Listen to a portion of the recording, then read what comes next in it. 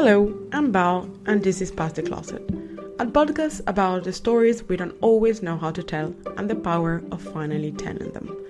Today's stories come from someone who asked to remain anonymous, which, to be honest, most stories in here will probably be. Because sharing these truths are already hard and brave enough. So let's begin.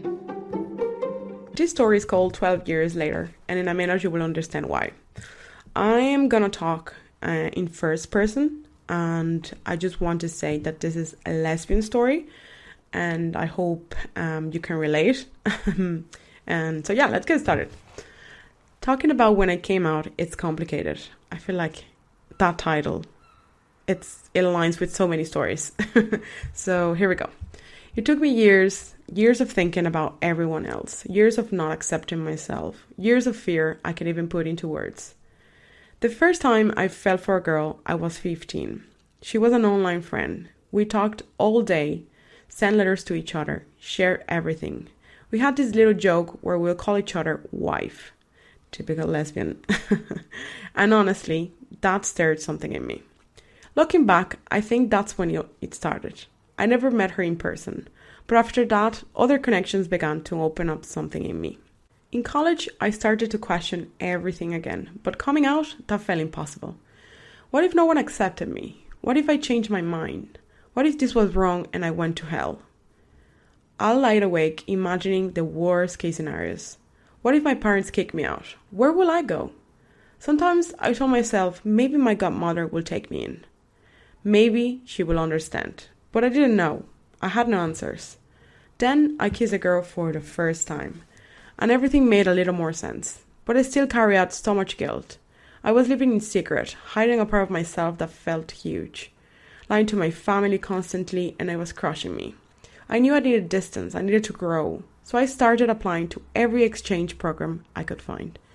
Eventually, one came true, a 6 month program in another country. I was moving abroad. And I made myself a promise. I was going to live that experience fully. No hiding, no shrinking. While I was there, I met people, explored, and also opened up. I even went on a date with a girl I really liked, but I got scared and nothing happened. I regretted it so much. She pulled away after that, and I totally understood. But life is weird in a way, because on the last day of class, just 2 months before I was supposed to fly back home, I met someone else, another girl. And this time, everything clicked. We were together as much as we could be. She changed me for good, in the best way possible. But we couldn't stay together. After all, I was gonna return, and she was gonna stay there. Our lives were too different, but something in me had shifted for good. I came back knowing I couldn't keep hiding. I was going to tell my family.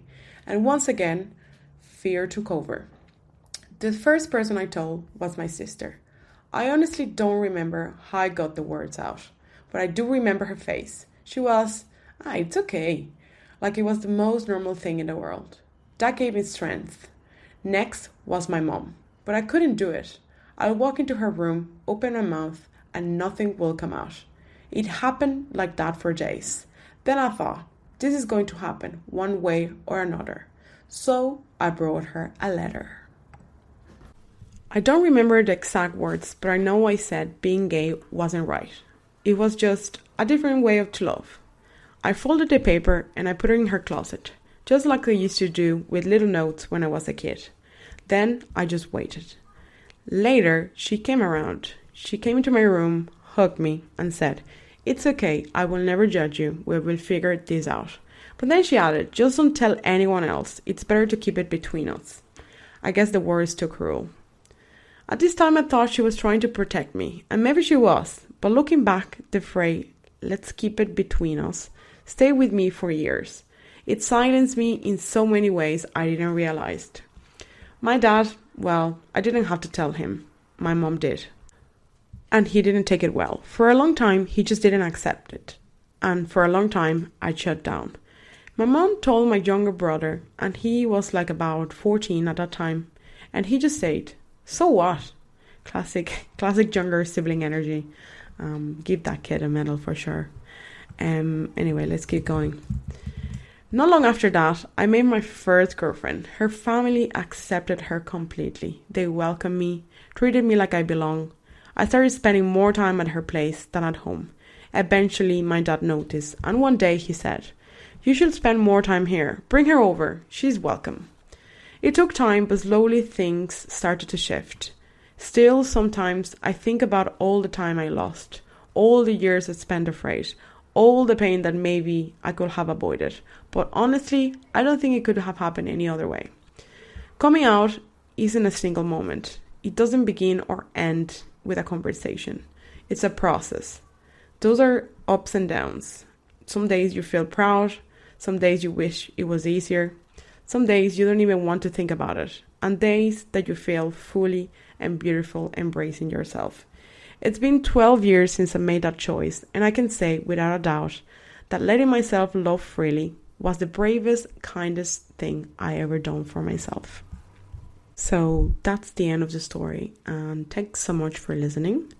I hope you liked it as much as I did. I thought it was very poetic, and I didn't really touch it up too much, so I just wanted to keep it as the person wrote it, so just to keep the essence. And yeah, so this is Past the Closet. I'm Val, and if you're still here, thanks for sitting with the story. And if you got one for me to show the world, loud, quietly, or anonymous, whatever it is, you can send it to pastthecloset@gmail.com. We're here and the doors are open.